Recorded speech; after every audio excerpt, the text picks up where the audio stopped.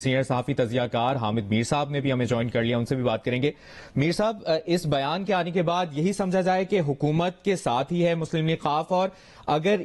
ये बात है तो तारिक बशीर चीमा इस वक्त फिर कहां खड़े हैं? वो तो अपनी वजारत से मुस्ताफी भी हो गए। मेरी इस मसले पे जो चौधरी परवेज लाई साहब से बात हुई है तो उसमें उस गुफ्तगू में वो मुस्लिम लीग नून के भी शुक्रगुजार लग रहे थे, आसिफ जरदारी साहब के भी शुक्रगुजार थे। उनका ख्याल था कि इमरान खान साहब के साथ भी बड़ा अच्छा मामला हो गया है और हो सकता है कि उनकी तरफ से भी कोई वजाहत सामने आए। मुझे अभी तक जो तासुर मिला है उनके साथ और मुनिस लाई साहब के साथ जो मेरी इंटरेक्शन हुई है, मुझे उससे तासुर ये मिला कि शायद परवेज लाई साहब जो हैं वो पंजाब में सबको साथ लेके चलना चाहेंगे और उनकी पिछले 1.5-2 महीने में जो पीपल्स पार्टी और मुस्लिम लीग नून के साथ और मौलाना फजलुर रहमान के साथ जो एंगेजमेंट थी, उन्होंने इसका एतराफ किया कि ये जो एंगेजमेंट थी उसकी वजह से ही वो पेश किया था। तो हम वो बिल जो है उसको भी ले आते हैं और आपकी ये डिमांड भी पूरी हो सकती है। लेकिन जब उनको ये ऑफर की गई तो उस वक्त तक वो अपनी वजारत से इस्तीफा दे चुके थे। उसके बाद उनसे परवेज लाई साहब ने और मुनिस लाई साहब ने और जो काफ लीग के रहनुमा उन्होंने भी रब्ता किया है, लेकिन तारिक बशीर चीमा साहब अभी तक अपने मौक़िफ़ पे कायम है। बल्कि इसमें एक और इम्पोर्टेंट बात यह है कि कुछ जो हुकूमत के छोटे इत्तेहादी थे, एक आज़ाद रुकन, वो तारिक बशीर चीमा साहब की वजह से काफ लीग के फोल्ड में आए हुए थे असलम बुतानी साहब। लेकिन जब परवेज लाई साहब ने फैसला किया है तो कल लेट नाइट असलम बुतानी साहब जो है वो चीमा साहब को बताकर तो वो अपोजिशन की साइड पे फॉर्मली चले गए हैं। तो अब यही सूरत हाल पंजाब असम्बली में भी है और वहां पर जो जहांगीर तरीन ग्रुप के एक दो इम्पोर्टेंट लोग हैं जिनसे बड़ी बात हुई है, कुछ लोग जो है वो कहते हैं जी हमारा राब्ता हुआ है, परवेज लाई साहब ने उनसे राब्ता किया है, हम अभी सोच विचार कर रहे हैं। कुछ लोगों का ये ख्याल है कि बिल्कुल हम परवेज लाई साहब के साथ बिल्कुल नहीं चल सकते, उनके पंजाब असम्बली में सिर्फ 10 MP हैं और हमारे ग्रुप के पास उनसे कहीं ज्यादा सपोर्ट है। और इसके अलावा भी जो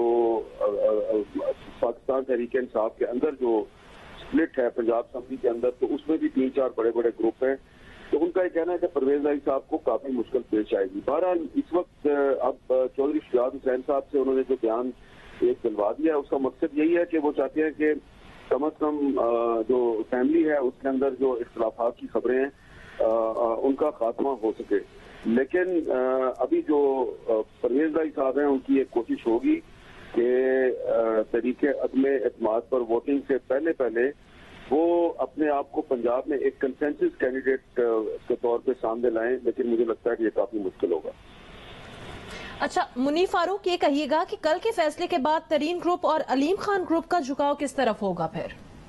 देखिए, यकीनी तौर पर जो अलीम खान साहब का ग्रुप है वो भी सोचेगा कि परवेज लाई साहब, क्योंकि परवेज लाई साहब का एक फैक्टर ये है कि उनका ट्रैक रिकॉर्ड भी है कि वो लोगों को नाराज नहीं करते या एंटेगनाइज नहीं करते, बल्कि बहुत से लोगों को वो अपनी तरफ खींच सकते हैं, जोड़ सकते हैं। और जो जहांगीर तरीन साहब का ग्रुप था उसकी भी सबसे बड़ी शर्त यही थी कि बुलदार साहब को हटाया जाए उनके ओहदे से। अब क्योंकि चौधरी परवेज लाई साहब को नामजद कर दिया गया है पाकिस्तान तहरीक इंसाफ की जानिब से, तो ये एक बहुत इंपॉर्टेंट फैक्टर होगा जिसका मैंने जिक्र पहले भी किया कि परवेज लाई साहब से जो मुझे अब तक पता लग सका है उनको ये उनसे एक्सपेक्ट किया जा रहा है कि वो जो एक फैट लॉट है पाकिस्तान तहरीक इंसाफ की जो कि नेशनल असेंबली के अंदर तहरीक अदम एतमाद के हक में वोट देना चाहती है, उनमें से कम कुछ लोगों को वो वापस जरूर हुकूमत की तरफ खींचेंगे और बहुत से लोगों को राजी भी कर सकते हैं। पंजाब के हवाले से मुख्तलिफ मामलात हैं, मुख्तलिफ तासुरात हैं लोगों के, उनको भी वो दूर कर सकते हैं। तो परवेज लाई साहब से बहुत कुछ एक्सपेक्ट किया जा रहा है, लेकिन कुछ पाकिस्तान तहरीक इंसाफ के अंदर एक सेंटिमेंट ये पाया जाता है कि शायद कुछ लोग डिसइल्यूजन भी हैं कि किस तरह पाकिस्तान तहरीक इंसाफ ने परवेज लाई साहब को वज़ारत आला के लिए नामजद किया है। और परवेज लाई साहब क्योंकि सियासी तौर पर बहुत मुतहरिक हैं और बहुत ज्यादा एक्सपीरियंस हैं, तो पाकिस्तान तहरीक इंसाफ के पंजाब के कुछ लोगों के अंदर ये खौफ पाया जाता है कि अगर परवेज इलाही साहब वज़ीर आला बने तो वो इतने बड़े पॉलिटिकल जॉइंट हैं इस हवाले से कि वो बहुत से लोगों को शायद खुद को मजबूत करने के लिए, अपनी जमात को मजबूत करने के लिए, अपनी तरफ खींचने के लिए उनके अंदर ये कैपेसिटी भी है और पोटेंशियल भी है। लिहाजा एक बड़ी मिक्स सी फीलिंग है। बहुत से लोग जो पाकिस्तान तहरीक इंसाफ के हैं, जिनसे कल मेरी बात हुई इस फैसले के बाद और जिनको पंजाब की सियासत का पता है, उनमें से कुछ लोग तो ऐसे थे, उनमें कुछ वफाकी वज़रात थे जो कि फौरी तौर पर ये खुश हो रहे थे कि चले जी हमारी हुकूमत बचती नजर आ रही है वफाक में, लेकिन कुछ लोग ऐसे जरूर थे जिनको ये पता है कि चौधरी परवेज इलाही साहब का सियासी पोटेंशियल क्या है और वो किस हद तक इफेक्टिव साबित हो सकते हैं सियासत के अंदर, गवर्नेंस के अंदर। और कुछ लोगों का तो ये ख्याल है कि शायद तहरीक इंसाफ को बहुत बड़ा झटका लगेगा जब अगर ये 5 साल पूरे होते हैं और परवेज इलाही साहब वज़ीर आला के तौर पर काम करते हैं तो यकीनी तौर पर गवर्नेंस शायद बेहतर होगी, मॉडल बेहतर होगा, लेकिन पाकिस्तान तहरीक इंसाफ को इसमें शायद सियासी तौर पर झटका लगे, क्योंकि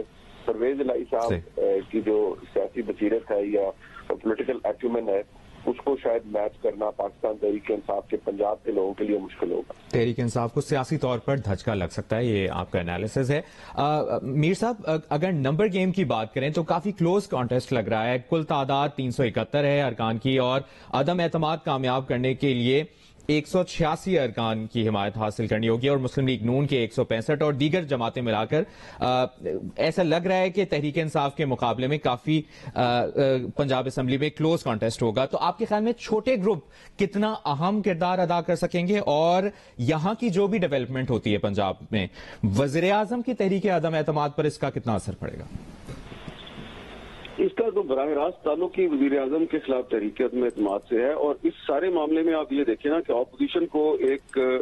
मॉरल विक्ट्री तो मिल गई है, कि इखलाकी फतह तो हो गई है, क्योंकि जिस आदमी को वज़ीर आज़म साहब कहते थे ये मेरा वसीम अकरम प्लस है, तो उस आदमी को तो उन्होंने फारग कर दिया है। तो अब अगर वसीम अकरम प्लस ही फारग कर दिया है, खुद ही कप्तान इमरान खान है,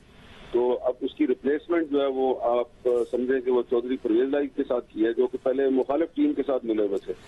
तो जब कोई कप्तान जो है वो अपने टीम के एक बड़े अहम खिलाड़ी को हटाकर तो मुखालिफ टीम के किसी खिलाड़ी की खिदमत हासिल करता है, तो उसका मतलब है वो कप्तान जो है उसके पास अपने काबिल खिलाड़ियों की बड़ी कमी वाक़या हो गई है। तो इसलिए ये जो अब सूरत हाल है, इसमें अब परवेज इलाही साहब जो है, पहले उन्होंने सिर्फ अपोजिशन की मदद से चीफ मिनिस्टर बनना था, उन पर ये कोई प्रेशर नहीं था कि उन्होंने किस को राजी कर रहा है, किसको राम करना है, ये सारा काम कर रहे थे आसिफ जरदारी साहब उनके बिहाफ पे। बल्कि पंजाब में उनको अपोजिशन का चीफ मिनिस्टर का कैंडिडेट बनाने का जो सारा जो जोड़ तोड़ था वो आसिफ जरदारी साहब ने किया। सारी एफर्ट वो 2-2.5 महीने से कर रहे थे। इस पर तकरीबन 1 महीना पहले उन्होंने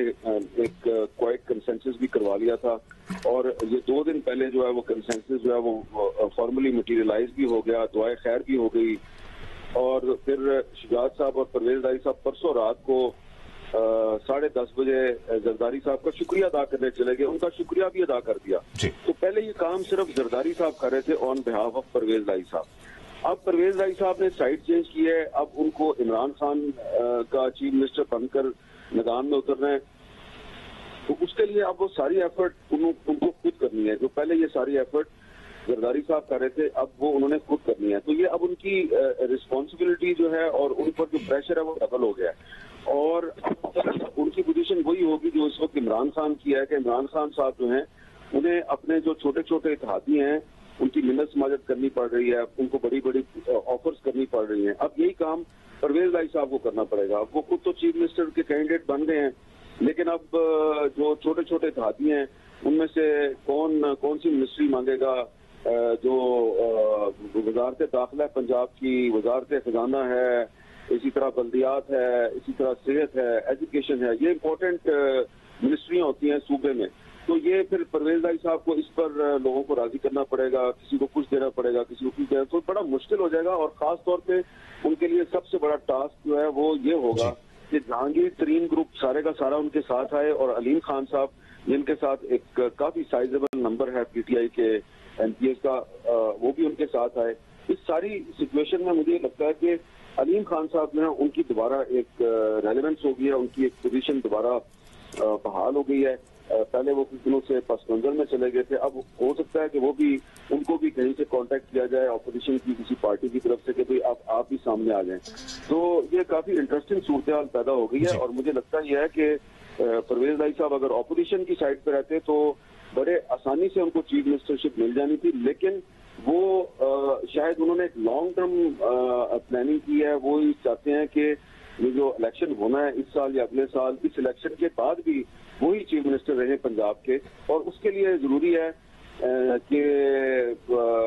जो इस वक्त थोड़ा अरसा उनको मिलेगा इसमें वो अपनी पार्टी को मजबूत करें, सूबे में अपनी ग्रिप को मजबूत करें। तो अगर वो मुस्लिम लीग नून की मदद से चीफ मिनिस्टर बनते तो शायद ये उनके लिए मुश्किल होता, लेकिन अगर वो तहरीके इंसाफ की मदद से बनेंगे चीफ मिनिस्टर तो उनके लिए तहरीके इंसाफ के MPs जो हैं उनको